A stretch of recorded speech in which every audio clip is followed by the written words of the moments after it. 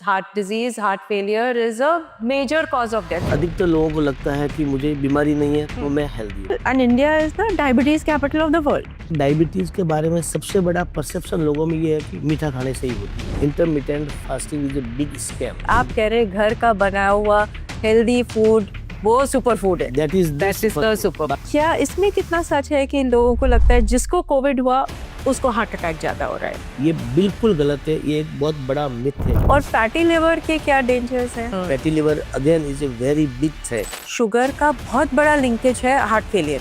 Yes right, definitely धीरे धीरे बढ़ती है, आपको लोगों को पता नहीं लगता। 80% of the cases in the world are actually preventable. Preventive, yes. Yeah.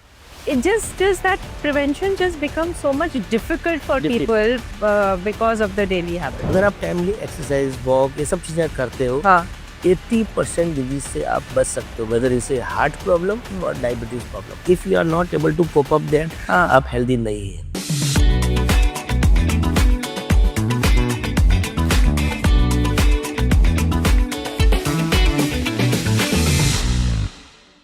Welcome to another episode of my show. आज हम हेल्थ के बारे में बात करेंगे। But what is health? हम लोग ये सोचते हैं कि हम में कोई बीमारी नहीं है अभी तो हम हेल्दी हैं। But is that the true meaning of health? क्योंकि हम हमारे डेली जिंदगी में इतनी सब हैबिट्स फॉलो करते हैं जो ग्रेजुअली शायद हमें हेल्थ क्राइसिस की तरफ ले जाती हैं। हमारी बॉडी हमें थोड़े थोड़े सिग्नल्स देती है पर हम उसे इग्नोर करते हैं, और जब वो सिग्नल्स एक क्राइसिस में बदल जाते हैं तब हम गूगल को छोड़ के डॉक्टर्स के पास भागते हैं। तो आज हम एक ऐसे प्रोमिनेंट डॉक्टर से बात करेंगे जिन्होंने डेकेड्स स्पेंड किए हैं इन सिम्टम्स को देखते हुए, इन सिम्टम्स के कॉन्सिक्वेंसेस को देखते हुए, चाहे वो सडन हार्ट अटैक्स हो, चाहे साइलेंट डायबिटीज हो, चाहे लाइफस्टाइल डिजीजेस हो, और उन्होंने कोविड के टाइम पे इतना काम किया है। So let's welcome doctor Gautam Bhansali. Doctor नमस्कार। थैंक यू जी। Thank you. Welcome welcome. Thank you very much. तो आज हम, जैसा मैंने कहा, हेल्थ के बारे में बात करेंगे, और इतनी सब जो अफवाहें हम सुनते हैं, कंट्रोवर्सीज सुनते हैं, उनके बारे में बात करेंगे। बिल्कुल जी, डेफिनेटली। पर जैसा मैंने पहले कहा कि हम सोचते हैं आज हमें कोई बीमारी नहीं है, हम हेल्दी हैं।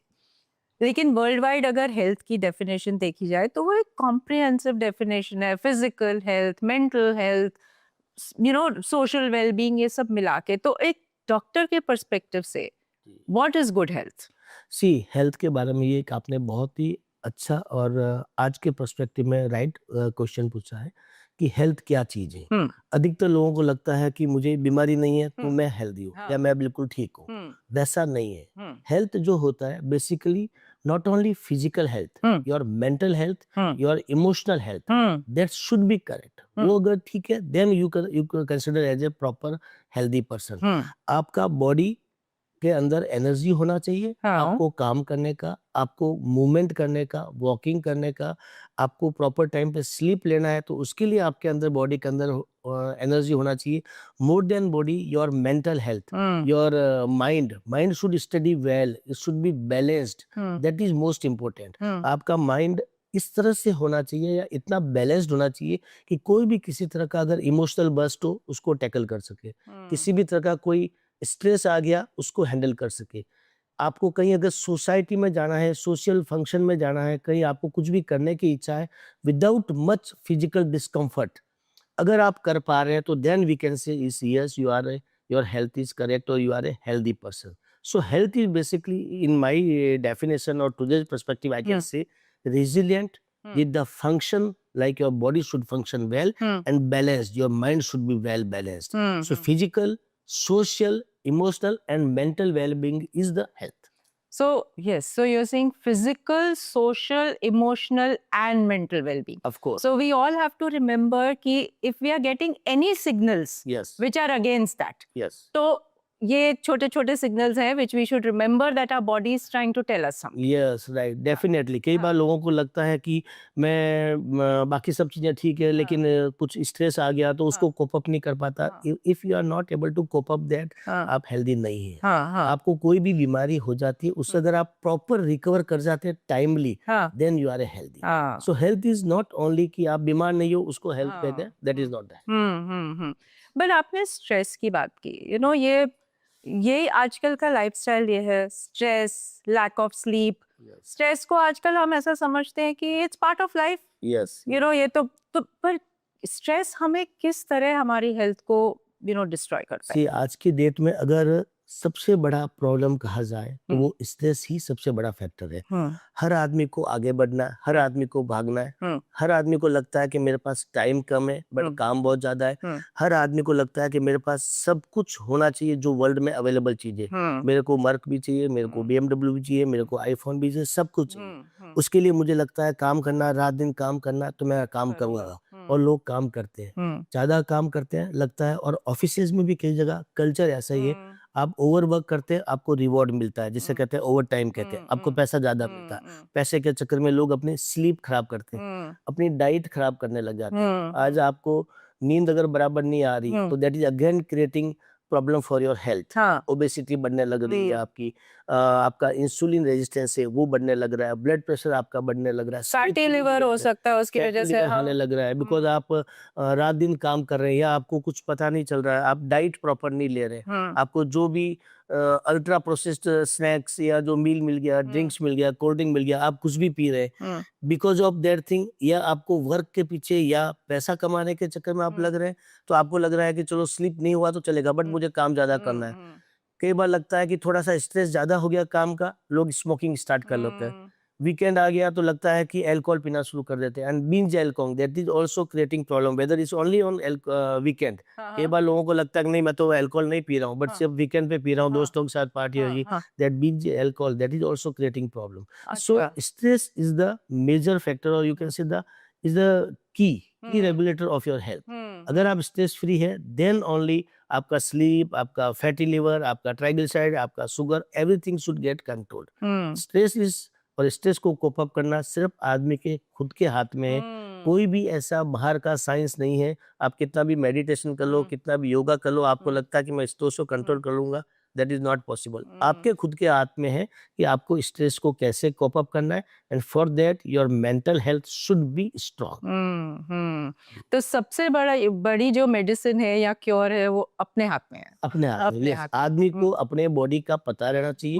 कि मेरी बॉडी की क्या डिमांड है मुझे कितना क्या करना है कैसा मुझे डाइट लेना है कितना मेरी बॉडी अलाउ कर रही है मुझे काम करने की आज 50 साल की उम्र में आप देख रहे हो लोगों को सडनली लग रहा है कि मैंने लाइफ में कभी रनिंग नहीं किया मैं रनिंग शुरू कर देता हूँ 50 साल का आदमी को रनिंग करने के लिए रेस्ट्रिक्शन है नहीं कर सकता उसको वॉकिंग करना चाहिए ब्रेस्ट वॉकिंग करना चाहिए धीरे धीरे स्टार्ट करना चाहिए लगता है कि मैं जल्दी बॉडी बिल्डिंग शुरू कर देता हूँ या मैंने कभी लाइफ में स्पोर्ट्स नहीं खेला अभी मेरे पास टाइम है मैं वेल सेटल्ड हो गया हूँ तो मैं क्रिकेट खेलना शुरू कर देता हूँ टेनिस खेलना शुरू कर देता हूँ बॉल खेल लेता हूँ खेलना शुरू करता हूँ पैडल बॉल खेलना शुरू करता हूँ ऑल ऑफ सडन आपके अंदर वो एक अंतरात्मा की आवाज आने लगती है मैंने लाइफ में भागदौड़ किया अब जाके मैं कुछ खेलना शुरू करता हूँ ऐसा नहीं करना चाहिए स्लो एंड स्टडी आपको चालू करना चाहिए with mentally you should be strong enough to cope up with all this things then only you can play any kind of sports but it should go slow and study तो वो ये कह देना कि बस इतनी एक्सरसाइज ये कोई एक वन साइज पे टॉल नहीं है कि सबको इतना एक्सरसाइज करना है इतनी वेट्स उठानी है इतना ये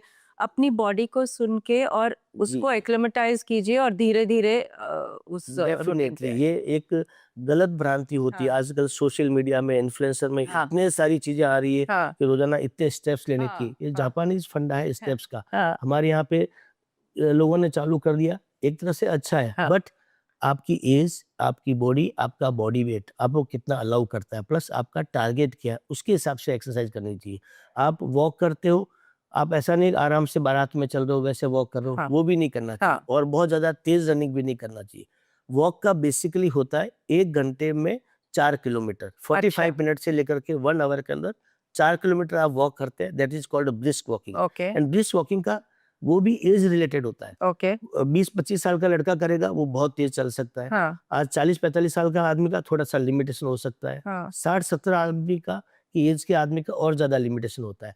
तो ब्रिस्क वॉकिंग का ये होता है कि आप किसी से मोबाइल पे बात कर रहे हो चलते चलते और सामने वाला बोल रहा है कि आप थोड़ा सा हाँफ रहे हो, दैट इज ब्रिस्क वॉकिंग। उससे ज्यादा नहीं करना, उससे कम भी नहीं करना, उससे ज्यादा स्लो भी नहीं चलना, दैट इज ब्रिस्क वॉकिंग। वो Okay. आपकी एज के हिसाब से उसके हिसाब से करना चाहिए। सडनली जाकर के आप एक्सरसाइज चालू कर लो।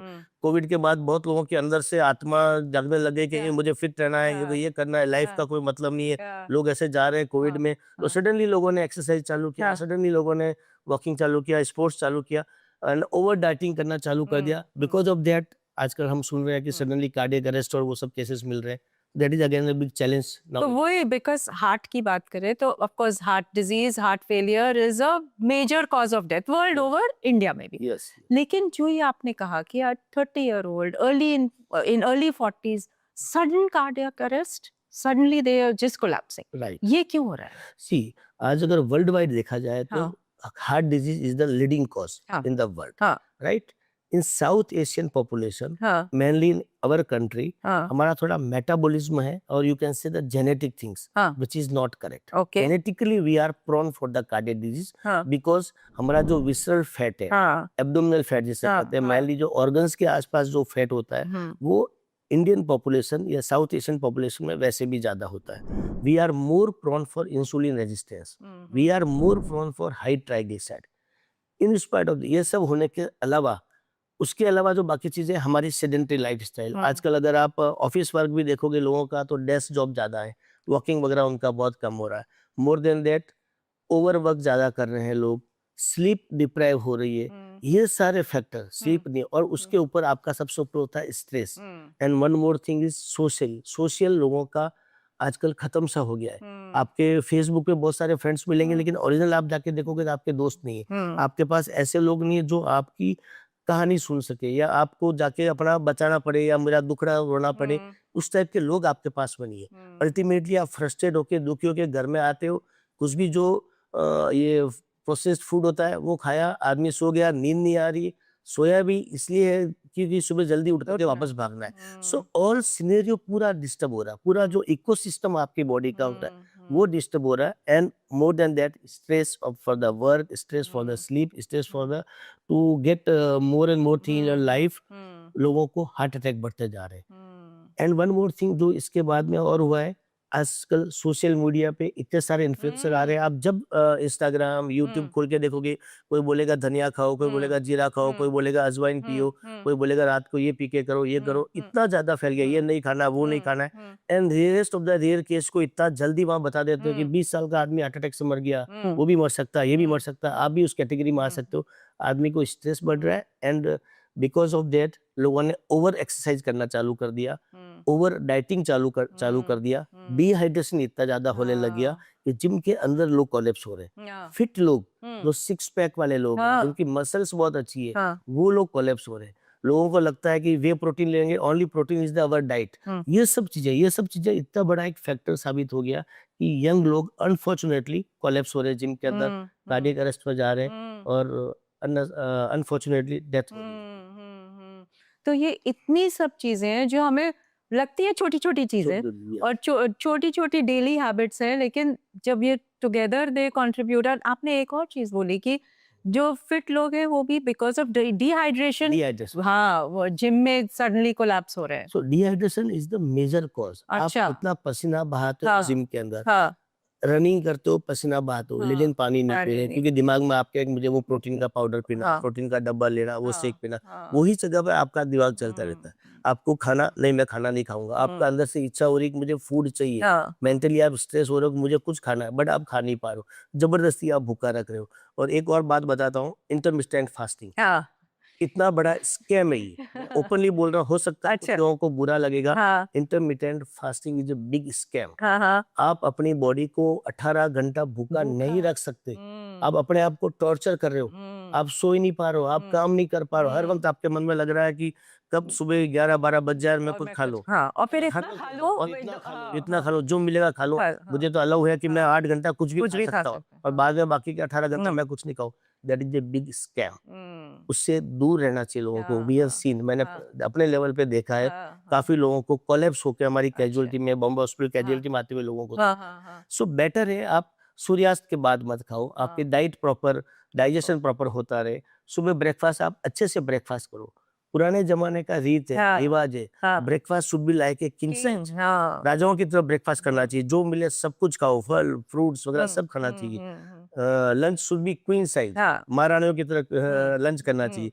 डिनर है बेजर साइज, मिल हाँ, गया तो खाया, नहीं मिला तो कोई बात। हल्का सो फुल्का, हाँ, एक इसका सारा जो ये इंटरमिटेंट फास्टिंग, भूखा रखो, अपने आप को तड़फाओ, यस उससे कुछ टाइम के लिए आपका वजन कम होता है, बट सिर्फ weight loss is not everything. Hmm, overall body का मैकेनिज्म, हम्म, आपका मेंटल, आपका फिजिकल, हम्म, आपका social wellbeing hmm, and your emotional, that hmm, should be taken care of properly, that hmm, is health. और मॉडरेशन में सब कुछ करो, और अपने जो बेसिक यस बेसिक नॉलेज है कि आप मॉडरेशन में खाओ, यस हेल्दी खाना खाओ, लेकिन ये हेल्दी खाना, जरूरी नहीं है कि 18 घंटे मत खाओ और फिर सब कुछ खा लो जो। आप मॉडरेशन में खाना चाहिए। हाँ, आज आप एक साउथ इंडियन आदमी को बोलोगे कि दाल बाटी खा लो, हाँ, वो डाइजेस्ट कभी नहीं कर कर पाएगा। पाएगा। और एक मारवाड़ी आदमी को बोलोगे कि रसम और चावल खा लो, वो भी नहीं खा पाएगा। हाँ, हर आदमी का एक बॉडी है, हाँ, वो उसके हिसाब से न्यूट्रिशंस उसके लिए जरूरी होता है, उस टाइप का फूड ले सकता है। और हर चीज खाते रहो, या जब मिल जाए कि 8 घंटे में सब कुछ खा लूंगा मैं दुनिया भर का, वो नहीं खाना चाहिए। आइडियल थिंग इज 80% फिल करना चाहिए स्टमक को। आपको 3 रोटी की भूख है तो 2 रोटी खाओ। खाइए,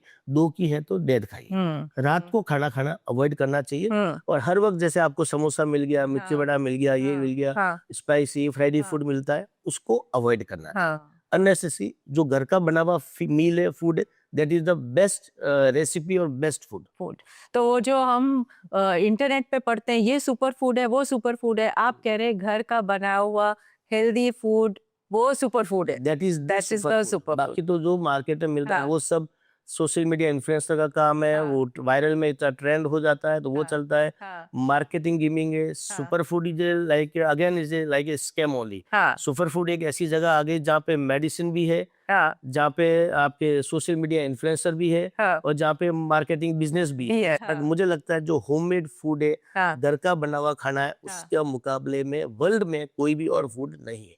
अ, हम हार्ट के बारे में बात कर रहे थे, जैसे आपने कहा, तो ऑफ कोर्स हम जब हार्ट के बारे में बात करते हैं तो ये जो सडन कोलैप्सेस है उसके लिए क्या बॉडी हमें कुछ पहले सिग्नल्स देता है कि ये कभी भी हो सकता है? डेफिनेटली, डेफिनेटली हमेशा कोई भी बीमारी आता है, हाँ, उसके पहले आपकी बॉडी आपको सिग्नल देती है। हाँ, लोगों को पता नहीं चलता है, हाँ, या लोग इग्नोर करते हैं। हम्म, सबसे बड़ा प्रॉब्लम हमारे पास में ये है कि हर आदमी को लगता है कि हार्ट अटैक मुझे नहीं होगा, पड़ोसी को होगा, किसी और को होगा, ऑफिस में किसी और स्टाफ को होगा, मुझे नहीं होगा।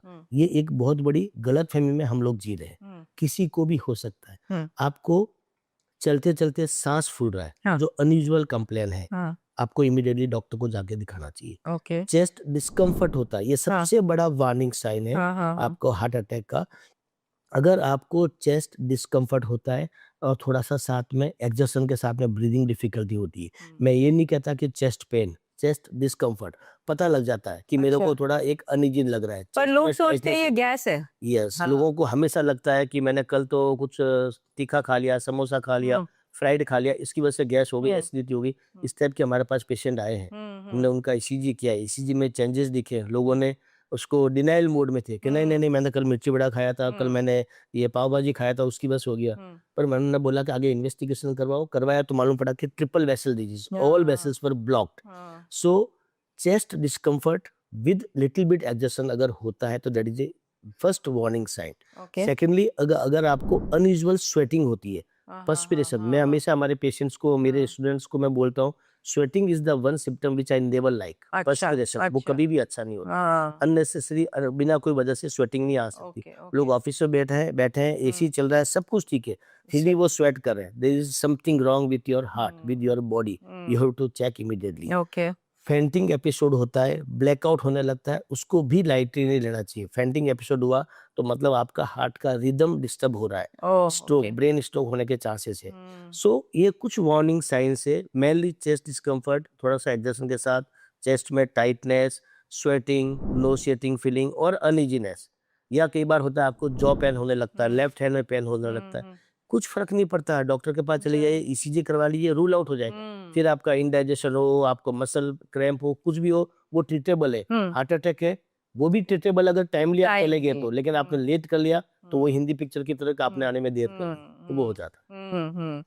और कोई ऐसे बेसिक टेस्ट हैं जो जरूर ओवर 30 या अराउंड 40 से ये कुछ टेस्ट कराने ही चाहिए? Definitely even government of Maharashtra और सेंट्रल गवर्नमेंट का भी ये रूल है कि all IAS IPS officers, income tax, custom, सबका 40 की उम्र के बाद एक जनरल बॉडी चेकअप होता है। बट मैं रिकमेंड करता हूँ कि बेसिक सर्टन टेस्ट बॉडी के आपको करने चाहिए, स्पेशली HbA1c, ब्लड शुगर, जो 3 महीने का एवरेज ब्लड शुगर दिखाता है, वो आपको करना चाहिए, क्योंकि diabetes is a silent disease, पता नहीं लगता, धीरे धीरे बढ़ती है, आपको तब तक सिम्टम आते हैं, तब तक देर हो चुकी होती है।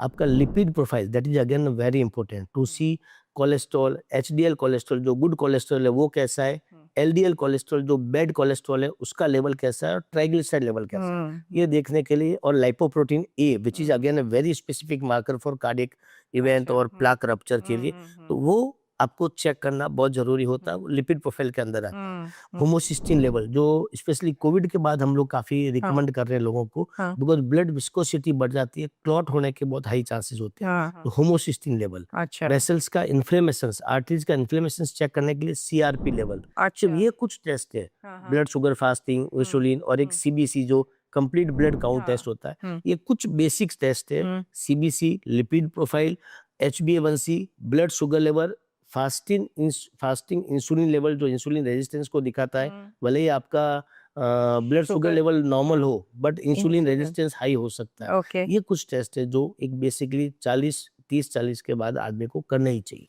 कितना रेगुलरली करना चाहिए? मेरे हिसाब से वंस इन ए ईयर, अगर आपका सब नॉर्मल आता है तो, थोड़ा भी एबनॉर्मल है तो 6 मंथ में एक बार करना चाहिए, बट आपके फिजिशियन आपको डॉक्टर को दिखा करके उसके हिसाब से सलाह लेनी चाहिए। आजकल मार्केट में ये भी हो गया है, इतनी सारी लैब्स आ गई मार्केट में, जो हर वक्त बम्बार्डमेंट चलता है कि 600 रुपीज में 40 टेस्ट, और 500 रुपए के अंदर 120 टेस्ट, ये टेस्ट, वो भी एक बड़ा स्कैम चल रहा है, उसके बारे में भी कुछ कह नहीं सकते, बट इतना स्कैम चल रहा है कि 1000 रुपए के अंदर आपकी पूरी बॉडी की जांच हो जाएगी, मतलब बहुत कुछ दिखाते हैं। इतना इस सब चक्कर में नहीं पड़ना चाहिए, आप अपने फिजिशियन जिस पे आप ट्रस्ट करते हो उसको दिखाइए, वो जो रिकमेंड करे, बिकॉज आपके फिजिशियन को आपकी हिस्ट्री पूरी पता है, उसको मालूम है कि आपको ऑटो इम्यून पैनल करना है, आपको एलर्जी टेस्टिंग करनी है, आपको लिपिड प्रोफाइल ज्यादा करना है, शुगर लेवल करना है, उस फिजिशियन को आपके बारे में सब पता है, उनको दिखा करके उनकी जो रिकमेंडेशन हो उसके हिसाब से करना चाहिए। हाँ, इनफैक्ट मैं यही पूछने वाली थी, आप टेस्ट की बात कर रहे हैं तो ये तो रेगुलर टेस्ट है, आजकल टेस्ट के अराउंड भी इतना सब हाइप हो गया, एलर्जी टेस्ट, सब लोग एलर्जी टेस्ट कराते हैं और हर चीज से एलर्जी निकलती है, तो इंसान खाए क्या फिर? वो तो इतनी लंबी लिस्ट दे देते हैं, सब चीज से एलर्जी है। सो एलर्जी टेस्ट का भी इतना बड़ा हो गया, comprehensive allergy test, food allergy test, blood test से भी आप करते हो, सब बकवास है, कुछ भी जरूरत नहीं है। एलर्जी टेस्ट का और उसका ट्रीटमेंट क्या है? कोई ट्रीटमेंट कुछ नहीं, बस सब कुछ खाना बंद कर दो, कुछ खाना बंद कर दो। सो बेसिकली एलर्जी टेस्ट के लिए patient is the first person जिसको सब पता है कि मुझे इस चीज से एलर्जी है या नहीं है। आपने अगर पपैया खाया, उसके बाद अगर आपको रैशेस हुए तो आपको पपैया से एलर्जी है या टोमेटो से एलर्जी। आपने ब्रूफेन की गोली खाई, उसके बाद अगर आपको कुछ बॉडी में रिएक्शन हुआ तो आपको उससे allergy. Patient is the person जिसको सब पता रहता है कि मुझे क्या चीज से एलर्जी है, क्या चीज से एलर्जी नहीं है, और एलर्जी का एक ही ट्रीटमेंट है, जिस आदमी से आपकी नहीं बनती है उससे दूर रहो। तो वो फूड या वो मेडिसिन से आपकी या वो ड्रग से आपकी नहीं बन रही है, वो आपकी बॉडी में रिएक्शन कर रही है, आपको इससे दूर रहना है, उसको अवॉइड करना है। कई बार डस्ट से एलर्जी होती है, कई बार फ्लावर से होती है, कई बार एसी से होती है, मल्टीपल फैक्टर्स होते हैं, आपको उससे दूर रहना ही आपका ट्रीटमेंट है। सो इतने सारे एलर्जी टेस्ट जो 25,000 के टेस्ट थे, 30,000 के टेस्ट थे, बहुत कम लैब करती है, लोग फंस जाते हैं उस चक्कर में। मुझे लगता है इन चीजों से दूर रहना चाहिए। और आप कह रहे हैं कि आपकी बॉडी आपको बताएगी, बॉडी को सुनिए, इतने सब बाहर ये सब इंटरनेट को सुनकर इतने सब टेस्ट कराने के इंटरनेट से ज्यादा अगर आपने अपनी बॉडी को आप कभी बीमार नहीं पड़ोगे। आपकी बॉडी आपको हर चीजें बता देती है। आपने शुगर के बारे में बात की, वही जब हम हार्ट की बात करते हैं, हार्ट फेलियर्स की बात करते हैं, जनरली कोलेस्ट्रॉल की बात करते हैं, बट एक्चुअली शुगर का बहुत बड़ा लिंकेज है हार्ट फेलियर में। एंड एडिशनली डायबिटीज की वजह से किडनी फेलियर, फैटी लिवर, बहुत कुछ हो सकता है। तो आजकल and India is the diabetes capital of the world, true. तो डायबिटीज क्यों बढ़ती जा रही है और वो भी यंग एज में क्यों बढ़ती जा रही सी डायबिटीज एक ऐसी बीमारी है है? जिसको आज भी हम लोग इग्नोर कर रहे हैं। हाँ, इग्नोर करने का सबसे बड़ा रीजन इसका ये होता है कि इसका कोई इमीडिएट थ्रेट कहीं नहीं दिख रहा है। सी कोलेस्ट्रॉल हाई है, ट्राइग्लिसराइड हाई है, सडनली हार्ट अटैक आ गया तो इमीडिएट थ्रेट आ रहा है कि मुझे कुछ हो जाएगा। डायबिटीज हाई है तो आपकी बॉडी में कुछ सिम्टम्स इनिशियल स्टेज में नहीं आ रहे। ब्लड शुगर लेवल नॉर्मल है लेकिन आपका HbA1c हाई आ रहा है। ब्लड शुगर लेवल नॉर्मल है बट इंसुलिन रेजिस्टेंस आपका हाई आ रहा है, पर आप लोग ध्यान नहीं देते इस पे। लोगों को लगता है कि ठीक हो जाएगा। और एक डायबिटीज के बारे में सबसे बड़ा परसेप्शन लोगों में ये है कि मीठा खाने से ही होती है। मीठा खाना बंद कर लेंगे तो मेरा शुगर लेवल कम हो जाएगा। हाँ, जबकि सिर्फ मीठा खाना बंद नहीं करना है, आपको उसके अलावा डाइट प्रॉपर करनी है। डाइट, एक्सरसाइज, वॉकिंग, ये सब चीजें भी आपको करनी है और बैलेंस्ड फूड आपको लेना बहुत जरूरी होता है डायबिटिक वाले पेशेंट को। लोगों के मन में एक ये भ्रांति रहती है कि नहीं डायबिटीज है, और ये लगता है कि आप कभी भी कहीं भी बैठेंगे, चाय एक नॉर्मल है, चाय के साथ स्नैक्स है वो नॉर्मल है, दिन में 4 बार 5 बार 10 बार चाय पीते हैं, उसकी वजह से इंसुलिन रेजिस्टेंस लेवल बढ़ता जा रहा है। यंगर पॉपुलेशन के अंदर आज की डेट में हम लोग देख रहे हैं 25-30 साल के बच्चे हमारे पास आते हैं, फ्रीक्वेंट यूरिनेशन, बहुत जल्दी फटिगनेस। हमको लगता है शायद विटामिन B12 D3 उसकी डेफिशिएंसी होगी, उसकी वजह से होगा, लेकिन जब थोरो चेक करते हैं तो मालूम पड़ता है कि उसको डायबिटीज हो चुकी है, डायबिटीज टाइप 2। जब उसका हिस्ट्री हम लोग देखते हैं, पेशेंट का डिटेल चेक करते हैं, मालूम पड़ता है वो ओवरवर्क्ड है, ओवर टाइम के चक्कर में, पैसा ज्यादा कमाने के चक्कर में रात दिन भाग के काम कर रहा है, स्लीप उसकी बराबर नहीं हो रही, फूड उसका अधिकतर टाइम है या तो बर्गर खा रहा है और साथ में कोल्ड ड्रिंक पी रहा है, उसका फूड ही उस टाइप का चल रहा है। सो ये जो अल्ट्रा प्रोसेस्ड फूड जिसे आप स्नैक्स जिसे कह सकते हैं, चिप्स वगैरह, आप छोटे छोटे बच्चों में देखो तो आजकल मदर भी अपना इतना ज्यादा सोशल मीडिया पे बिजी हो गई या मोबाइल पे बिजी रहती है। बच्चा कुछ रोता है, करता है, मांगता है तो उसको चिप्स दे देगी, उसको खाने में ये दे देगी। प्रॉपर फूड बच्चे भी नहीं मिल पा रहे। शुरू से वो बच्चों का विसरल फैट बनने लग जाता है, एब्डोमिनल फैट बनने लग जाता है। शुरू से बच्चे फैटी लिवर की तरफ जा रहे हैं, उन बच्चों में भी इंसुलिन रेजिस्टेंस लेवल बढ़ता जा रहा है। सो अपनी आजकल की जो लाइफस्टाइल है, because of this lifestyle we are not able to sleep properly, we are having high stress level, we are having bad food, जिसको कहते हैं बकवास फूड कह सकते हैं, अनहेल्दी फूड कह सकते हैं, वो फूड हमारे सामने आ रहा है। प्लस आप देखोगे यंग पॉपुलेशन में 20-22 साल के लड़के लड़कियां, हस्बैंड वाइफ शादी किया तो दोनों काम पे लगे हुए हैं, सुबह से लेकर रात तक भागते हैं, घर पहुंचते हैं, उनको लगता है उस समय ये ऑर्डर कर दिया, जोमेटो स्विगी टोमेटो जहाँ से भी मिलता करता है वो फूड आ जाता है, इजीली अवेलेबल भी फूड है, सस्ता भी है। उस चक्कर में आपका डाइट पूरा खराब हो रहा है, डाइट खराब हो रहा है, स्लीप खराब हो रहा है, इंडाइजेशन की प्रॉब्लम बढ़ती जा रही है, और वो सब कंसिक्वेंसेस में डायबिटीज बढ़ती जा रही है। That's why India is a capital of diabetes in the world, and that is the biggest threat. Because of diabetes you see all organs of the body, but it's a silent killer. धीरे धीरे बढ़ती है, आपको लोगों को पता नहीं लगता। डायबिटीज वाले पेशेंट को कभी भी चेस्ट पेन नहीं होता है। डायबिटीज वालों को चेस्ट डिस्कम्फर्ट होता है, दर्द होगा ही नहीं छाती में, लोगों को लगता नहीं कि मुझे कार्डियक इश्यू हुआ कि नहीं हुआ। डायबिटीज वाले पेशेंट को स्ट्रोक होने के बहुत हाई चांसेस होते हैं। डायबिटीज वाले पेशेंट को ब्लाइंडनेस होने का बहुत, रेटिनोपैथी जिसको हम लोग बोलते हैं, all organ of the body, kidney के ऊपर बहुत जल्दी इफेक्ट आता है डायबिटिक वाला, डायबिटिक नेफ्रोपैथी जिसको हम लोग कहते हैं, लिवर के ऊपर इफेक्ट आने लगता है, फैटी लिवर जो डायबिटीज की वजह से बढ़ता जा रहा है। So it's all related to diabetes is the major thing. अगर उसको हमने कंट्रोल किया 70% 80% हम डिजीज को कंट्रोल। एंड आप कह रहे हैं diabetes is not just testing high sugar level, it is all the other test, वो insulin resistance and HbA1c and all that. And again ये मोस्टली अपने डेली हैबिट से ही क्योर होता है। क्योर होता है, बिल्कुल।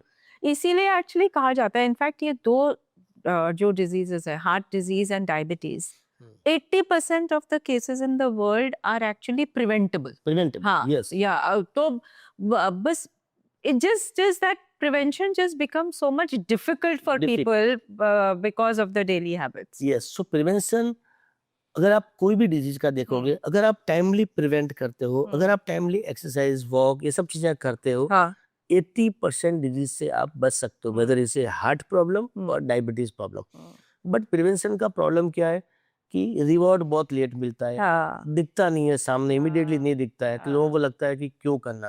आप 2 महीना रेगुलर एक्सरसाइज कर रहे हो और उसके बाद 4 दिन तक आपने एक्सरसाइज नहीं की तो आपको कुछ फर्क नहीं लग रहा, तो लगता है कि ठीक है, क्या फर्क पड़ गया। आपने एक्सरसाइज डेली आप रेगुलर कर रहे हो, फिर बीच में स्किप कर लिया, या आपने एक्सरसाइज 2-3 दिन किया, फिर बीच में आपने छोड़ दिया, या आपने एक्सरसाइज किया ही नहीं हाँ, और आप या फिर आप डेली एक्सरसाइज किए जा रहे हो, डेली एक्सरसाइज करो, डेली वॉकिंग करो, 1 हफ्ता हो गया, 2 हफ्ता हो गया, आपको कुछ फ़र्क ही नहीं लग रहा कि हाँ, मेरा तो वज़न भी कम नहीं हुआ, 1 इंच भी कम नहीं हुआ, मेरा ये भी कम नहीं हुआ, वो नहीं हुआ। हाँ, सो इमीडिएट रिवॉर्ड इसके अंदर नहीं है। हाँ, इमीडिएट रिवॉर्ड प्रिवेंशन में नहीं है, तो लोगों को लगता है कि क्यों करना? हाँ, हर आदमी को इमीडिएटली चाहिए। चेस्ट पेन हुआ, यस वो पेन है, इसके लिए आदमी इमीडिएटली चाहता है। जाते प्रोबेबिलिटी क्या है? वो प्रिवेंशन में है, वो हम्म, धीरे-धीरे होता है। पर लोगों को हर चीज़ इमीडिएट चाहिए। आज आपको दर्द हुआ तो ब्रूफेन की गोली खानी है, कॉम्बीफ्लेम खानी है, इमीडिएटली मेडिसिन चाहिए। So because of that long term effect और long term side effect is always very हाँ, ये बहुत बड़ी बात आपने कही कि जो हमारी प्रिवेंशन हैबिट्स हैं उसमें आपको इमीडिएट ग्रेटिफिकेशन नहीं मिलेगा, तो इसलिए लोग उसके उस पे ज्यादा ध्यान नहीं देते। ध्यान नहीं देते और डायबिटीज़ के बारे में जनरली ये रहता है कि मीठा बंद कर लेंगे। प्लस मेरे दादाजी को इतने साल डायबिटीज़ थी, वो तो इतना लंबा जी लिए, हाँ, कुछ बिगड़ा नहीं है। लोगों के मन में कितना भी होता है। प्लस मीठा बंद कर लूँगा तो जबकि सिर्फ मीठा बंद करने से नहीं है, उसके साथ मल्टीपल चीज़ें diet, exercise, walk, sleep properly ये सब चीज़ें करनी पड़ती है, तब जाके आपकी डायबिटीज़ फ्यूचर में नहीं होती है या कंट्रोल में होने लगती है या फैटी लिवर नहीं होता है। Fatty liver again is a very big threat. Obesity, fatty liver these all are the big disease. एक ज़माने में ओबेसिटी को हम लोग सिर्फ सिम्पटम्स बोलते थे। Nowadays obesity is a big disease. चीज बट लोग ध्यान नहीं देते हैं, लगता है कि ठीक है वो भी है, ये भी है, सब पे चल रहा है या धीरे-धीरे करेंगे हम लोग। तो थोड़ा-सा नेग्लिजेंस है हमारी तरफ से एंड डॉक्टर्स भी इतना स्ट्रेस नहीं दे पाते पेशेंट को या देते हैं तो पेशेंट सुनता नहीं है या पेशेंट भी डॉक्टर को बोलता है डॉक्टर साहब आप भी तो इतने मोटे दिख रहे हो। तो अब वो ठीक है पेशेंट डॉक्टर को अपने आप से कंपेयर करने लगता है, तो वो चीज़ें नहीं होता है। सो कन्विंसिंग थोड़ा-सा स्लो होता है। स्लो होता है। थोड़ा अगर मुझे लगता है अगर प्रॉपर हिस्ट्री ले, प्रॉपर पेशेंट को कन्विंस करे, तो शायद कुछ टाइम लगेगा बट चीज़ें ठीक होने लगेगी। हम्म। और फैटी लिवर के क्या डेंजर्स हैं? So fatty liver again that is creating problem because of the fatty liver लोगों का स्लीप डेप्रिवेशन जिसे कह सकते हैं वो अच्छा, बहुत जल्दी होने लगता है। अच्छा, ओबेसिटी बढ़ने लग जाती है, हाँ, आपका इंसुलिन रेजिस्टेंस लेवल बहुत हाई होने लग जाता ओके, है। हाँ, एक बार इंसुलिन रेजिस्टेंस लेवल हाई होने लग गया, आपका डायबिटीज, आपका कार्डियक ये प्रॉब्लम, सब आने हर तरह की चीजें होने लग जाती है। हम्म, का हार्ट की जो वेसल्स आर्टरीज होती है, एथेरोस्क्लेरोटिक प्लाक, उसके अंदर डिपोजिशन होने लग जाता है। अगर आप देखोगे कि यंग जनरेशन के अंदर फैटी लिवर बहुत ज्यादा हो रहा है because of the diet, food, जिस तरह का हैबिट चल रहा है, जिस तरह का लाइफ़स्टाइल चल रहा है, उसकी वजह से और वॉकिंग नहीं कर रहे हैं, सेडेंटरी लाइफ़स्टाइल चल रही है, जॉब भी डेस्क जॉब ज़्यादा है, वॉकिंग नहीं करते हैं। सो उसकी वजह से फैटी लिवर बढ़ता जाता है। फैटी लिवर बढ़ रहा है, आपका डायबिटीज़ बढ़ने लगेगा। आर्टरीज़ जो होती है, आर्टरीज़ के अंदर धीरे-धीरे एथेरोस्क्लेरोटिक प्लाक जिसे बोलते हैं, हाँ, हाँ, वो बढ़ने लगता है। एथेरोस्क्लेरोटिक प्लाक हुआ, यंग पेशेंट के अंदर सडनली प्लाक रप्चर होता है। प्लाक रप्चर हुआ, सडन कार्डियक डेथ। आज अगर 60 साल का आदमी है, वो सडनली कार्डियक डेथ से नहीं मरता है। उसके पास कोलेटरल डेवलप हो जाती है, उसको अच्छा, टाइम मिलता है हॉस्पिटल जाने का। हाँ, यंग पेशेंट के अंदर कोलेटरल वेसल डेवलप नहीं हुई है, ओके, उसके अंदर प्लाक रप्चर हुआ, ऑन द स्पॉट डेथ हो जाती है। ओके, सो फैटी लिवर को कंट्रोल करना बहुत ज़रूरी है और उसका कंट्रोल करने का सबसे ईज़ी रास्ता है फूड, डाइट प्रॉपर होना चाहिए and more than that regular walking. Okay, walking is the one thing जिससे आप फैटी लिवर को कंट्रोल कर सकते हैं। Okay, okay. पर लोग वॉकिंग के लिए जाते हैं, अगर ओपन एयर में जाएंगे तो आजकल तो सबसे बड़ा प्रॉब्लम है पोल्यूशन। तो इतनी सब respiratory issues, lung diseases, in fact वो भी इंडिया में बहुत बढ़ रहे हैं। बढ़ रहे हैं। ऐसा सुना जाता है कि इंडिया में 3 करोड़ लोगों को अस्थमा होगा, 3 करोड़ लोगों को दूसरी पल्मोनरी डिजीजेस होंगी।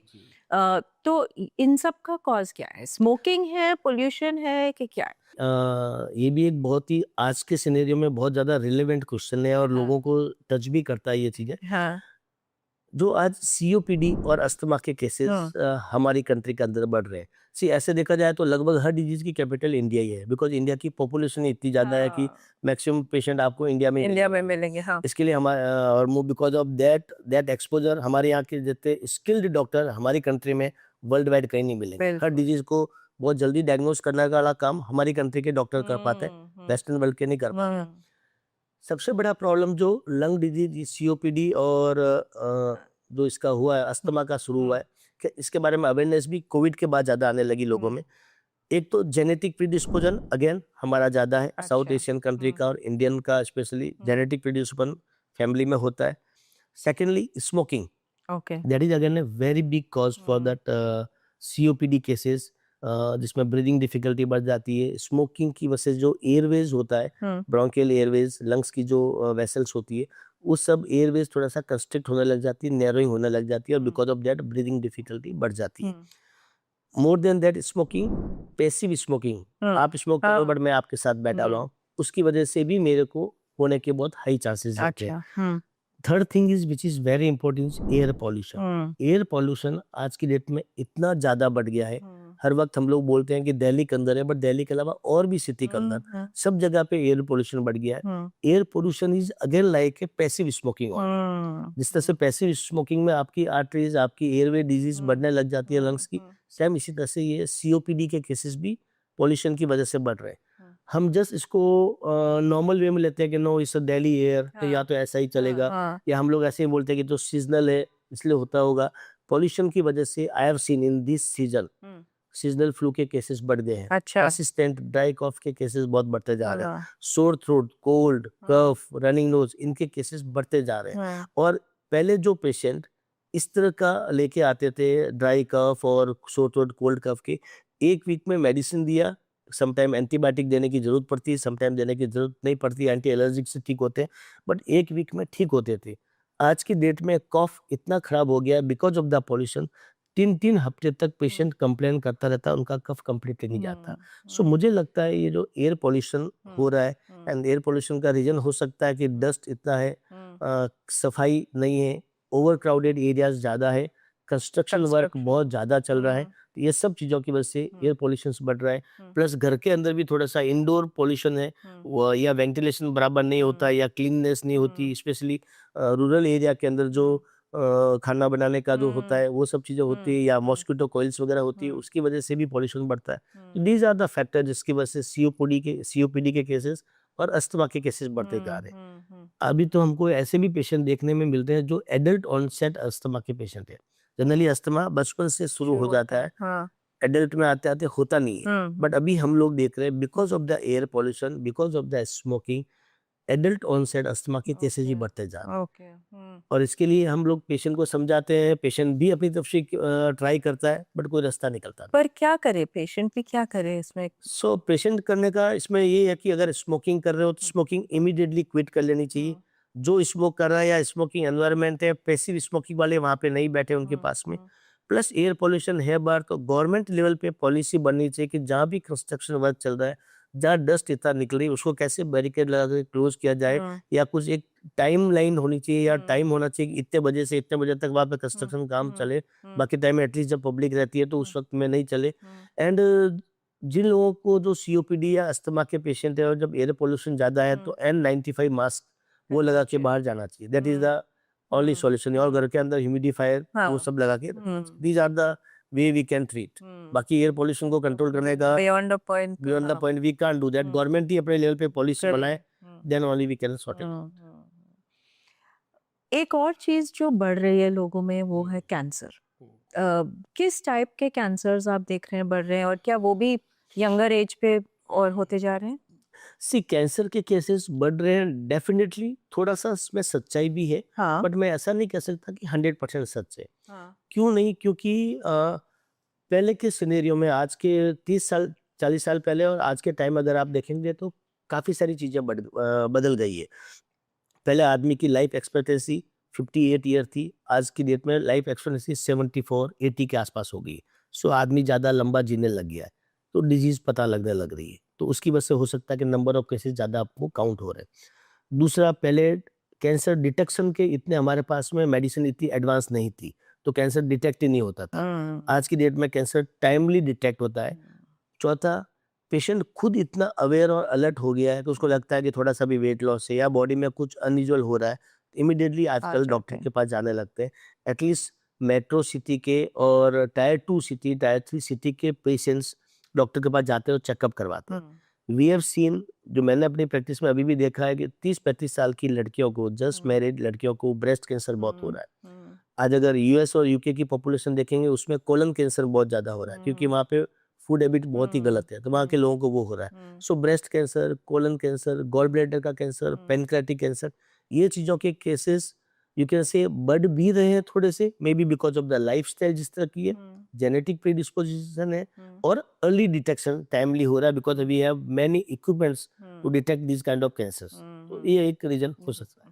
पर उसके लिए भी कौन से ऐसे टेस्ट हैं जो लोगों को रेगुलरली करने चाहिए? सो कैंसर के लिए रेगुलर आप टेस्ट तो नहीं एडवाइस करते अनटिल अनलेस की बॉडी में कुछ चेंजेस आपको दिखे, कुछ सिम्टम्स आपको दिखते हैं तो उसके बाद में यस डेफिनेटली करवाते हैं। जैसे अगर ब्रेस्ट कैंसर अगर हल्का सा भी डाउटफुल होता है, रेगुलर हम लोग सोनोग्राफी एडवाइस करते हैं पेशेंट को, और उसमें थोड़ा सा काफी मालूम पड़ जाता है, या चेस्ट एक्सरे वगैरह जो रूटीन ब्लड टेस्ट और ये रेगुलर एग्जीक्यूटिव हेल्थ पैनल जो चेकअप करते हैं उसके अंदर होता है। अदरवाइज सोनोग्राफी या सोनो मेमोग्राफी करते हैं, ब्रेस्ट कैंसर का पता लगता है। मोर देन दैट ट्यूमर मार्कर मुझे लगता है कि 40 साल की उम्र के बाद में आदमी को करना चाहिए। 50 साल के आसपास के आदमी को हम लोग पीएससी जो प्रोस्टेट का होता है उसका हम लोग रिकमेंड करते हैं। 40 के बाद वाले आदमी को हम लोग जनरली कोलन कैंसर का हो गया, ब्रेस्ट कैंसर का हो गया, फीमेल में ओवेरियन कैंसर का हो गया, पैनक्रियाज का, गॉल ब्लैडर का, इसके ट्यूमर मार्कर्स होते हैं जो ब्लड टेस्ट होते हैं, वो हम लोग जनरली 40 के बाद रिकमेंड करते हैं और एक बार आदमी को करवाना चाहिए। अगर कोई पेशेंट आपके पास आता है सिग्निफिकेंट वेट लॉस के करके, तो मल्टीपल चीज हो सकती है, उसको ट्यूबरकुलोसिस भी हो सकता है, उसको कैंसर भी हो सकता है। पहले कुछ टेस्ट करके आप टीबी अगर रूल आउट करते हैं तो पेट स्कैन उसमें होता है, होल बॉडी पेट स्कैन, जिसके अंदर कैंसर जैसी बीमारी पिकअप करती है। बट हर पेशेंट के लिए आप रिकमेंड नहीं कर सकते, नहीं तो अननेसेसरी एंजाइटी और स्ट्रेस के मारे बेचारा पेशेंट खराब हो जाएगा। सो इसे अगेन फिजिशियन कॉल, पेशेंट देखो, पेशेंट की history low, and if you feel any kind of symptom then you should recommend that. Okay. आपने कहा कि कोविड के बाद भी लोगों को और ज़्यादा ये एंजाइटी हो गई है, मुझे फिट रहना चाहिए, मुझे ये करना चाहिए। आपने तो ऑफ कोर्स कोविड में इतना काम किया, इतना really you deserve all the appreciation for it, इतना सब काम किया। लेकिन क्या इसमें कितना सच है कि लोगों को लगता है जिसको कोविड हुआ उसको हार्ट अटैक ज़्यादा हो रहा है, या फिर जिसने कोविड का वैक्सीन लिया उसको हार्ट अटैक ज़्यादा हो रहा है? तो इसमें क्या ये कोई मेडिकली प्रूवन डेटा है कि ये सब अफवाहें हैं? इसमें थोड़ी सी सच्चाई है और थोड़ा सा गलत भी है। जहाँ तक कोविड की बात है, कोविड डिजीज की वजह से, Covid is again what it was a viral disease. So severe cases के अंदर, जो कोविड के सीवियर केसेस होते थे उसके अंदर, या एनी अदर वायरल डिजीज, उसमें हार्ट पे इफेक्ट आता था। उसको हम लोग बोलते थे, हार्ट की जो मसल्स है वो वीक होती थी, जिसको हम लोग वायरल मायोकार्डिटिस बोलते हैं। वो डेफिनेटली हार्ट पंपिंग वगैरह कम होती है, but that is not only in Covid, other kind of viral infection, swine flu में भी हमने देखे हैं, हमने लेप्टोस्पायरा में भी देखे, हमने डेंगू में भी देखे, और अदर वायरल इन्फेक्शन के अंदर भी वायरल मायोकार्डिटिस जिसे बोलते हैं, हार्ट पे इफेक्ट आता है, और वो सीवियरिटी वाले केसेस में हमने देखे भी है। कोविड में भी हमने कुछ परसेंटेज ऑफ केसेस में हमने ऐसे केसेस देखे हैं। Plus Covid viral disease, again उसमें ब्लड क्लॉट भी बनते हैं, थ्रोम्बोटिक फिनोमिना भी एक होता है। इसके लिए आजकल हम लोग होमोसिस्टिन लेवल चेक करवाते हैं। बट मैं कहता हूँ कि हर कोविड पेशेंट को हार्ट अटैक आता है, ये गलत है। या कोई भी आदमी जिम में कोलैप्स हो गया, कोविड की वजह से हुआ या कोविड था इसलिए हो गया, ये बिल्कुल गलत है। ये एक बहुत बड़ा मिथ है इसके अंदर। मोर देन दैट, जो कोविड वैक्सीन को ब्लेम करते हैं, वो 100%, मैं ऑथेंटिक आपके इस पे बोल रहा हूँ, कोविड वैक्सीन की वजह से एक भी पेशेंट आज तक नहीं मरा है। उल्टा वैक्सीनेशन ने हमारी बहुत हेल्प करी है कोविड को स्प्रेड होने से बचाने के लिए, कोविड की सिवियरिटी को कम करने के लिए। स्पेशली हमारा जो मेक इन इंडिया के वैक्सीन है, उन्होंने बहुत हेल्प किया है। जो दूसरी कंपनियों के थे उसमें थोड़ा सा एक जो रिसर्च और जो डेटा आया है उसमें कुछ कार्डियक इश्यूज मिले हैं, बट हमारे जितने भी वैक्सीन वगैरह है उसमें एक भी पेशेंट अभी तक ऐसा नहीं है जिसकी वजह से, कि वैक्सीन की वजह से उसको कार्डियक अरेस्ट हुआ या कार्डियक प्रॉब्लम हुई है। वो एक कोइंसिडेंस हो सकता है कि कार्डियक प्रॉब्लम हुआ ही होगा, जो आजकल सोशल मीडिया पे ज्यादा दिखता है। आजकल अगर एक गांव में छोटा सा झगड़ा भी होता है दो लोगों के अंदर, तो इमीडिएटली मीडिया पे आता है। झगड़े हमेशा होते रहते हैं, पहले कभी आता नहीं था, बट आजकल सोशल मीडिया इतना पावरफुल हो गया कि एक मिनट में आपको इंस्टाग्राम वगैरह में वो भीड़-भाड़, झगड़ा वगैरह सब दिख जाता है। आपके बाइक चलाने वाले हैं वो भी आपको दिख जाता है। So because of social media ये चीजें थोड़ी ज्यादा दिख रही है, बट कोविड वैक्सीनेशन की वजह से एक भी पेशेंट को कार्डियक इवेंट, ये रिसर्च है, ये हाँ। डेटा है हमारे पास में, अच्छा। और ये आईसीएमआर ने पूरा डेटा रिलीज हाँ, किया, सेंट्रल डिजीज जो प्रिवेंशन का उन्होंने भी डेटा रिलीज किया और उन्होंने रिसर्च भी किया है, हाँ। एक भी पेशेंट्स को प्रॉब्लम नहीं हुई है बिकॉज ऑफ वैक्सीनेशन। अच्छा। एंड सेकेंडली, वैक्सीन में हम लोग हमेशा रिकमेंड करते हैं बूस्टर डोज हाँ। कि आपने वैक्सीन लिया 9 महीने बाद, 1 साल बाद आप बूस्टर डोज रिकमेंड करते हैं। बूस्टर डोज हम रिकमेंड क्यों करते हैं? क्योंकि वो वैक्सीन की एफिकेसी कम होने लगती है। ओके। अगर वैक्सीन की एफिकेसी कम हो रही है, हम बूस्टर डोज रिकमेंड कर रहे हैं, तो कोविड वैक्सीन लगे हुए 4 साल हो गया है। आज क्यों कार्डियक अरेस्ट में या हार्ट अटैक के पेशेंट आ रहे हैं? कोई रिलेवेंस नहीं है इसके अंदर। अच्छा। सो वैक्सीन की वजह से कार्डियक इश्यूज होता है, ये 100% गलत बात है। ओह, ये आपने एक बहुत बहुत बड़ी एक गलत फहमी निकाल दी और आप लोगों देख के। सकते हैं लगभग 200 करोड़ डोजेज लगी है हाँ। वैक्सीन की, हाँ। फर्स्ट डोज, सेकंड डोज, हाँ। बूस्टर डोज, हाँ। लगभग 200 करोड़ लोगों को लगी है हाँ। वैक्सीन की डोज। हाँ। अगर ऐसा होता कि वैक्सीन पर से होता तो तो कम से कम 1 करोड़ लोग तो जाते। ऐसा कुछ भी नहीं हुआ कहीं। और आजकल और भी सब वैक्सीन्स के बारे में बात करते हैं, शिंगल्स हुआ, सब adult vaccines, RSV and all, तो उनकी क्या मतलब, ये भी सब फैड है कि कुछ उसकी सेफ्टी है, कुछ आफ्टर इफेक्ट्स हैं, क्या है? सो ये जो वैक्सीन है, सिंगल वैक्सीन वगैरह, चिकन पॉक्स जनरली बच्चों में होता है, हाँ। बट आजकल केसेस देखे गए कि चिकन पॉक्स के एडल्ट में भी, मोर स्पेशली 50 के साल के बाद की उम्र में, जो कोमॉर्बिड कंडीशन वाले केसेस है, उसके अंदर थोड़े से चिकन रैशेस वगैरह होने लगे, which is very painful, and specially अगर डायबिटिक पेशेंट है तो उसके लिए और ज़्यादा पेनफुल रैशेस वगैरह होते हैं। उस लोगों में, उस ग्रुप में, 50 साल के ऊपर वाले में सिंगल वैक्सीन रिकमेंड किया गया है, which is US FDA approve, हमारे यहाँ भी अप्रूव हुआ है, और हम लोग भी उसको रिकमेंड कर रहे हैं कि 50 के बाद की उम्र के लोगों को लेना चाहिए। There is no harm in that. Okay. दूसरा जो ये आरएसवी वायरस वगैरह के, उसके भी हमने देखे, अगर निमोनिया इन्फेक्शन होता है तो बहुत ही बैड होता है, तो वो एक एज के बाद, और कोमोर्बिड, स्पेशली कोमोर्बिड कंडीशन वाले पेशेंट्स को लेना चाहिए। फ्लू शॉट्स भी हम लोग देते हैं बिकॉज ऑफ हमारे यहाँ पे एनवायरमेंटल कंडीशंस इतना अच्छा नहीं है, सीजनल फ्लू बार बार होता है, तो 60 प्लस के लोग या कोमोर्बिड कंडीशन वाले लोगों को flu shots once in year लेना चाहिए। सो मुझे नहीं लगता है, जितना मैंने देखा है, मैंने अपने पेशेंट अपनी प्रैक्टिस में भी देखा है, कि ये वैक्सीन सब फेक है या वैसा है, मार्केटिंग है या पैसा कमाने की है, ऐसा मुझे नहीं लगता। अच्छा। यस, आप नहीं लेंगे तो कुछ बहुत बड़ा बिगड़ जाएगा, ऐसा भी नहीं है। तो जस्ट लाइक ए प्रिवेंशन, और इसके बारे में लोगों को एजुकेट करना चाहिए। ओके। बट आप ये फ्लू के बारे में बात करें, वायरसेस के बारे में बात कर रहे हैं, तो अब इतना और भी सुनते हैं हम, ये निपा वायरस, ये वो, तो क्या ये है कि कोविड एक ना एक तरह से वापस आ रहा है हमारे पास? सो निपा वायरस अलग है, कोविड वायरस अलग है। Again this is a virus. हाँ।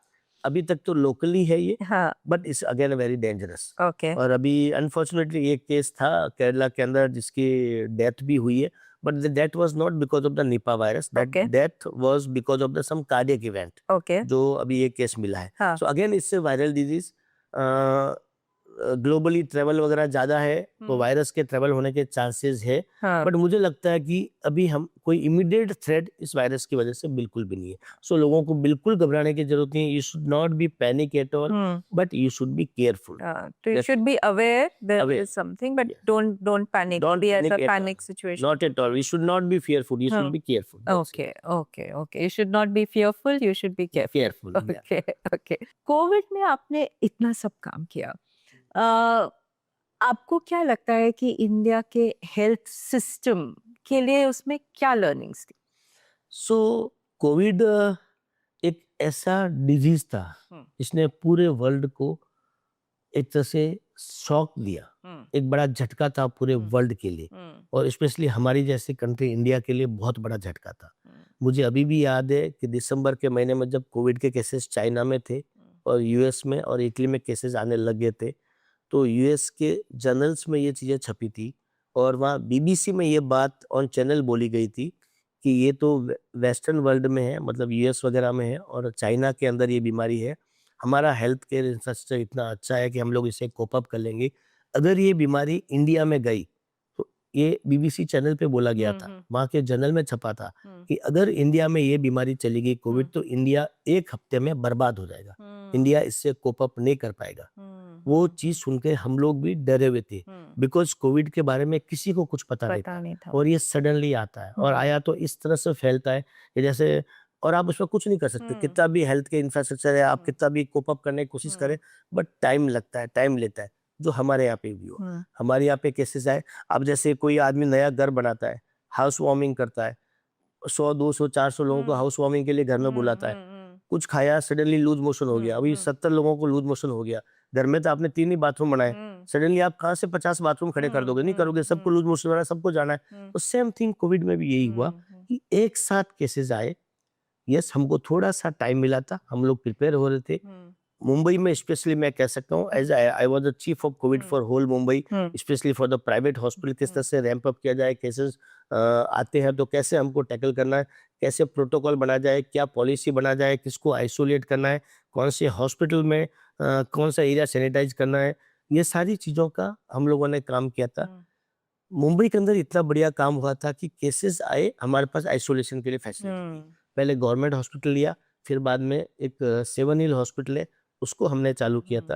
And that was my idea कि साहब हर पेशेंट कस्तूरबा में नहीं जाएगा। उस वक्त म्युनिसिपल कॉर्पोरेशन के कमिश्नर थे, मैंने कहा साहब हर पेशेंट कस्तूरबा में नहीं जाएगा, मुंबई का इंफ्रास्ट्रक्चर अलग है, लोगों को प्राइवेट टाइप हॉस्पिटल चाहिए। सारे प्राइवेट हॉस्पिटल की मीटिंग बुलाई गई, मुझे अभी भी याद है, मैं उस मीटिंग में था तो प्राइवेट हॉस्पिटल में किसी ने बोला सर मैं 1 बेड दूंगा, किसी ने बोला 2 बेड दूंगा। At the end of the meeting total हमारे पास 30 बेड आ रहे थे प्राइवेट हॉस्पिटल के। तब मैंने उस वक्त के म्युनिसिपल कमिश्नर को मैंने बोला, मैं कहा साहब इस 7 हिल हॉस्पिटल बंद पड़ा है, उसको हम चालू करते हैं, क्योंकि अगर हमारे पास में बेड नहीं रहे तो सडनली प्रॉब्लम हो जाएगा।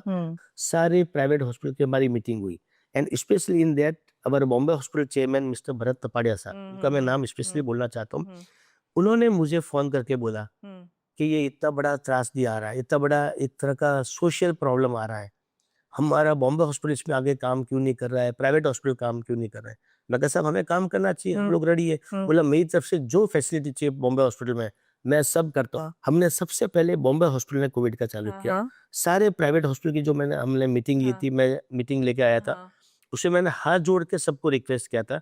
मैं कहा Mumbai is a financial capital, यहाँ अगर एक भी पेशेंट इस वजह से मरता है कि उसको बेड नहीं मिला, पूरे वर्ल्ड में मैसेज किया जाएगा कि फाइनेंशियल कैपिटल में पेशेंट की हालत ये हो रही है, तो इंडिया के रूरल में, गांवों में क्या हालत हो रही होगी।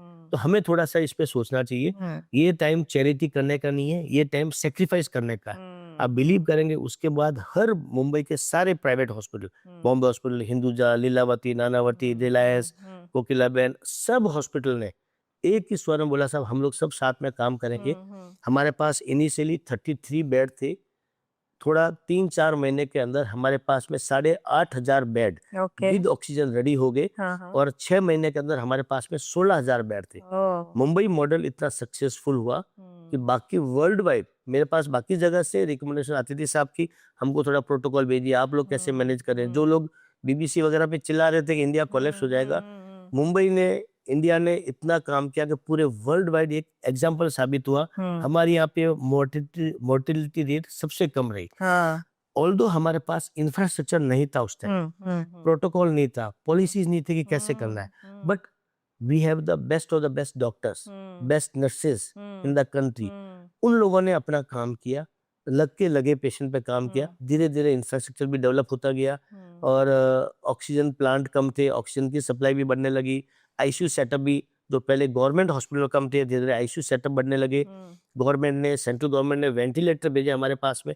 But this deserves so much kudos, because जैसे आप कह रहे हैं, और एक आपने एक बहुत इंपॉर्टेंट लाइन कही कि ये चैरिटी का टाइम नहीं है, सैक्रिफाइस का टाइम है। हाँ, क्योंकि हम कुछ भी करना चाहते हैं तो भी थोड़ा सा हम चलो थोड़ी चैरिटी कर दिया, एक बेड दे दिया, दूसरा बेड दे दिया। This required a very different level, and I can imagine कि ये पहला टाइम था तो स्टैंडर्ड ऑपरेटिंग प्रोसेसेस नहीं होंगे, पॉलिसीज नहीं होंगी, प्रोटोकॉल्स नहीं होंगे, वो सब सेट भी नहीं था, वो सब सेट किया, सब कुछ सेट करना, सब कुछ बढ़ाना, सब कुछ इतना जल्दी वायरल करना कि सब हॉस्पिटल में ये चीज पहुंचे। हमें ट्रीटमेंट क्या करना है, प्लान क्या करना है, म्युनिसिपल कॉर्पोरेशन में वार्ड लेवल पे क्या क्या प्रिपरेशन की जाए। हमने फर्स्ट टाइम म्युनिसिपल कॉर्पोरेशन में जब इकबाल सिंह जी चहल म्युनिसिपल कमिश्नर थे, हमारा, मैंने उनको बताया, मैं कहा साहब हमको ये एक वार्ड वॉर रूम बनाना चाहिए। मुंबई जो है, मुंबई में 24 वार्ड है, हर वार्ड को एक अलग से सेपरेट कर लो, और वहाँ का जो वार्ड ऑफिसर है, he is the collector of that ward, he is the commissioner, ऐसे आज करके करो।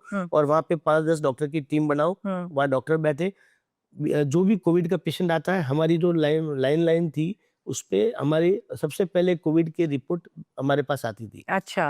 उस पेशेंट को बीएमसी के वार्ड से फ़ोन जाता था हाँ। कि आपने कोविड टेस्ट करवाया? क्यों हाँ, करवाया? क्या-क्या सिम्पटम है? हाँ, हाँ। अगर माइल्ड सिम्पटम है तो घर में आइसोलेशन के लिए टीम पहुँचती थी, हुँ, सब सेट हुँ, करती थी। हुँ, सीरियस सिम्पटम है तो उनको बेड अलॉटमेंट भी वो लोग करते थे वार्ड से। हुँ, आपको प्राइवेट हॉस्पिटल चाहिए, हुँ, गवर्नमेंट हॉस्पिटल चाहिए, हुँ, कैसा चाहिए, कैसा नहीं चाहिए, हुँ, सारा चीज़ अरेंजमेंट करते थे। हुँ। तो उस लेवल में मतलब आप कह सकते हैं कि माइक्रो मैनेजमेंट लेवल पे बिल्कुल, काम था। बिल्कुल, बिल्कुल। अब मैं आपको बताता हूँ जब हम लोग शुरुआत के दौर में थे तो हमारे पास में एम्बुलेंस जो थी कोविड हाँ, एम्बुलेंस हाँ, हमारे पास में 64 एम्बुलेंस थी मुंबई के अंदर। हाँ, जब हम लोग धारावी और ये नायर हॉस्पिटल के आईसीयू में जाकर के वापस आ रहे थे तो म्युनिसिपल कमिश्नर चहल जी ने मुझे बोला कि यार एम्बुलेंस का बहुत प्रॉब्लम चल रहा है। हाँ। कल एक न्यूज़ चैनल पे चल रहा था कि एक पेशेंट ने प्राइवेट एम्बुलेंस बुलाई और हुँ, प्राइवेट एम्बुलेंस वाले ने 25,000 रुपए लिए। तो हुँ, ऐसे टाइम में लोगों की जब इनकम नहीं है, काम नहीं है, तब ये ऐसा ऐसा। एम्बुलेंस वाले लूट रहे कर रहे थे, हुँ, यार इसका कोई रास्ता निकालो। रास्ता हुँ, क्या निकाले अपन एम्बुलेंस हुँ, का? हुँ, मैं कहा साहब बहुत सिंपल रास्ता है। हुँ, सारे ट्रैवल एजेंसियाँ बंद पड़ी है, हुँ, किसी के पास काम नहीं है, सारी ट्रैवल एजेंसी को बुलाओ। हमारे को हर पेशेंट को एम्बुलेंस नहीं चाहिए। सिर्फ एक ट्रांसपोर्टेशन के लिए व्हीकल चाहिए। हुँ, हुँ। आज हालत ये हो रही है कि बाप बेटी को छोड़ने हॉस्पिटल नहीं जा पा रहा, हाँ, उसको लग रहा है कि इसकी वजह से मुझे मुझे कोविड हो हो जाएगा। जाएगा, हाँ। मतलब हालत ये थी कि हमारे पास कई बार पेशेंट्स के फ़ोन आते थे घर से कोविड हाँ, पेशेंट के, हाँ। कि सर मेरी बीवी ऐसा बिहेवियर कर रही है कि मुझे खाना ऐसे फेंक के दे रही है, हुँ, जैसे कि कोविड ना हो जाए उसको। कमरे हुँ, में बंद कर लिया और बेचारे को खाना ऐसे दे रहे हैं। हुँ, हुँ। मतलब ऐसी हालत हो रही हाँ, थी कि हाँ। भाई-बहन को छोड़ने हुँ, हॉस्पिटल नहीं जा हुँ, रहा है। हुँ, तो हमने कहा साहब हमको एक व्हीकल चाहिए जस्ट हुँ, ट्रांसपोर्ट करने के लिए। हुँ, कोविड आया, पेशेंट को उठाया, हॉस्पिटल लेके गए। बहुत कम पेशेंट को वेंटिलेटर या आईसीयू की ज़रूरत होती है या वो प्रॉपर एम्बुलेंस की ज़रूरत होती है आईसीयू एम्बुलेंस की। तो जितने भी शहर में ये ट्रैवल एजेंसीज़ है, उनकी सबकी गाड़ियाँ उठाते हैं। हुँ। ड्राइवर और पेशेंट के बीच में एक एल्यूमीनियम की फ़ॉइल लगाते हैं अच्छा, और ड्राइवर को 7 दिन का हाँ, पीपी किट हम लोग देंगे एडवांस में। Okay, advance okay. में पीपी किट दे दो, हुँ, उसको भी अपनी सेफ्टी, उसको काम हुँ, मिलता है, गाड़ियों को हुँ, काम मिलता है और शहर में एम्बुलेंस बढ़ जाएगी। हुँ। उनको आइडिया पसंद आया। आप बिलीव करेंगे 4 दिन के अंदर हमारे पास में 789 एम्बुलेंस मुंबई में खड़ी हो गई ओह! और हमने वो एम्बुलेंस सड़क पे छोड़ दी कोविड-19 एम्बुलेंस हाँ, हाँ। प्लस उस एम्बुलेंस को ओला उबर से कनेक्ट किया फ्री अच्छा, ऑफ कॉस्ट। अच्छा। उनको बुला के कनेक्ट किया कि कोई आदमी उबर से भी बुलाना चाहे, हाँ, तो एम्बुलेंस आप उसके घर के आ भेज जाए दो। भी आ सकती। सो हाँ। जैसे-जैसे प्रॉब्लम आती गई, सॉल्यूशन निकलते गए, काम होते गए। नहीं, नहीं, बहुत बहुत ज़्यादा। और जैसे आप कह रहे हैं कि ओके, वाइफ तो हस्बैंड को ऐसे खाना दे रही खाना दे है, रही थी। लेकिन दूसरी तरफ आप देखिए डॉक्टर्स, नर्सेस, वो मतलब अपनी जान को भी एक तरह से खतरे में डाल के they were always with the patients. I yes. Think that's really मतलब हमारे रिमार्केबल। जो फ्रंट लाइन वर्कर थे, हाँ, डॉक्टर्स को देखिए, हाँ, नर्सेज़ को देखिए, हाँ, आप बिलीव करेंगी कई बार हमको इतना दुःख होता था, मैं हाँ। आईसीयू में जा रहा हूँ, हमारी नर्सेज़ कई बार शॉर्टेज हो गई थी नर्सेज़ हुँ, की, हुँ, पीरियड्स में बेचारी हुँ, पैड लगा हुआ है, फिर भी काम कर रही है वहाँ पे, आईसीयू के अंदर। हुँ, पीपी किट पहना हुआ है, हुँ, पसीना आ रहा पूरा, हुँ, पेशेंट्स को एंजियो के इंजेक्शन डाल रहा है, हुँ, वो डाल नहीं पा रहे हैं, बड़ा मुश्किल होता है हुँ। क्योंकि आप वो गॉगल वगैरह, चश्मा हाँ, वगैरह लगाते थे, हाँ, वो हाँ, लगाते थे, फोग आता था पूरा हाँ, घर, हाँ। आपको दिख नहीं रहा है, बट देखा, फिर भी आप कर रहे हो कर काम रहे हो पूरा। काम। पेशेंट बेचारा अकेला, पेशेंट को किसी हुँ, की शक्ल नहीं दिखती थी, ना हुँ, डॉक्टर की शक्ल दिखती थी, ना हुँ, सिस्टर की दिखती थी, ना हाँ, वार्ड बॉय, क्योंकि हाँ, सब पीपी किट में होते थे। तो हुँ, पेशेंट चाहता था कि हमारी घरवालों से बात करवाओ। मैं मेरा मोबाइल फ़ोन प्लास्टिक में अच्छा, कवर करके लेके जाता था, कहीं हाँ, मुझे ना हो जाए। हाँ, तो मैं लेके जाता था आईसीयू में जब पेशेंट हाँ, देखता था कोविड हाँ, के हाँ, और वहीं से ऐसा फिसलता था मेरा मोबाइल, हाँ, हाँ, फ़ोन लगाता था, भाई तुम्हारे रिलेटिव से मैं बात करवाता हूँ, वीडियो कॉल पे उनकी बात करवा देता हूँ। हाँ, सो एक अलग टाइम था, आप कभी सोच नहीं सकते कि मुंबई हुँ, की लोकल ट्रेन 1 साल तक बंद रहेगी। हुँ, कभी भी बारिश में भी बंद नहीं रही, कैसा भी हाँ, टाइम आया, कभी लोकल ट्रेन बंद नहीं। बंद नहीं हुई। लोग घरों में बंद रहेंगे इस 21वीं शताब्दी में, हुँ, किसी ने नहीं सोचा था बिल्कुल, कि इस सेंचुरी में लोग घरों के अंदर बंद रहेंगे। बट एक वायरस जिसका वजन 1 ग्राम भी नहीं होगा शायद, पूरे वर्ल्ड में तहलका मचाया। बिल्कुल। और इंडिया ने डेफिनेटली, हमारी कंट्री ने, हमारी लीडरशिप ने और सब ने मिलजुल के, ये हुँ, हमारे यही कंट्री में कल्चर है, जो हाँ, बाहर की कंट्रियों में नहीं। हाँ, काफ़ी सारे सोशल ऑर्गेनाइजेशन आगे आए, हाँ, जिन्होंने खाना दिया, फूड पैकेट भिजवाए, मतलब हर आदमी से जितना बन पड़ा, हुँ। हर व्यक्ति ने अपने-अपने लेवल पे मदद करने की हुँ, कोशिश करी। हुँ, हुँ। ये भी इंडिया ही है कि जब डिफिकल्ट टाइम आता है तो जिस सब तरह एक साथ यूनाइट खड़े हो हो जाते जाते हैं, बिल्कुल, हैं। बिल्कुल, बिल्कुल, दिस इज़ और डॉक्टर्स में तो हमारा इतना था, हुँ, इवन कई बार ये था हम आईसीयू में जाते थे, कोविड पेशेंट देख रहे हैं, वेंटिलेटर पे डालने की ज़रूरत पड़ रही है और हमको लगता था कि नहीं यार इसकी वजह से हमको हो जाएगा, हुँ, बट हमें लगता था कि हो जाने दो, जो भी है हुँ, इसको बचाना हुँ, ज़रूरी है, इसके हुँ, लिए काम करना है, हुँ, हम लोग करते थे। हुँ, और सारे लोगों ने किया, सारे डॉक्टर ने, मतलब उनके घर में उनकी बीवियाँ चिल्लाती होगी, बच्चे बेचारे हुँ, रोते होंगे, हुँ। बट सबने काम सबने किया काम और उसका किया। रिजल्ट है। नहीं, नहीं, बिल्कुल, बिल्कुल, आई थिंक दैट वो तो इस तरह का काम है कि उसके बारे में जितना भी अप्रिशिएट करें कम है. So this was part 1 of my episode with Dr. Gautam Bhansali, where we covered a lot of issues related to health. But the fact is that health is such a vast and important subject that it's just impossible to cover all of it in one conversation. And that's why we'll bring to you part 2 of the episode on 9th April. There, we will talk about a doctor's journey. We will talk about Dr. Gautam Bhansali's advice to aspiring doctors. We'll talk about the fears that we carry in our mind about hospitalization, about medical bills, about ventilators, and so on. We'll talk about CPR, we'll talk about blood donation, and a lot more. So look out for part 2 of the episode, which is going to be as insightful.